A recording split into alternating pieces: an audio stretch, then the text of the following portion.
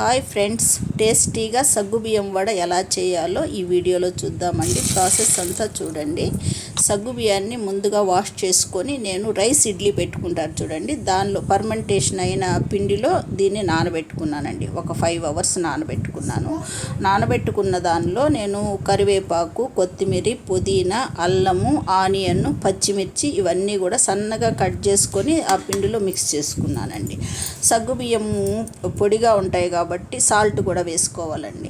దీనికి కొంచెం స్టిక్కీగా ఉండాలని 2 స్పూన్లు గోధుమ పిండి వేసుకొని మిక్స్ చేసుకున్నానండి. పిండిలో 2 స్పూన్లు గోధుమ పిండి వేసుకుంటే బాగా స్టిక్కీగా అవుతుంది. వడలాగా వేసుకోవాలంటే గోధుమ పిండి మిక్స్ చేయాలండి. రెడీ చేసుకున్న తర్వాత ఆయిల్ పెట్టుకొని దానిలో వడలుగా వేసుకోవడమేనండి. ఇలా చేస్తే టేస్టీగా ఉంటుందండి. ఇంకా దోసపిండిలో కూడా నానబెట్టుకోవచ్చు, అది లేదంటే పెరుగులో కూడా నానబెట్టుకోవచ్చు అండి. Thank you for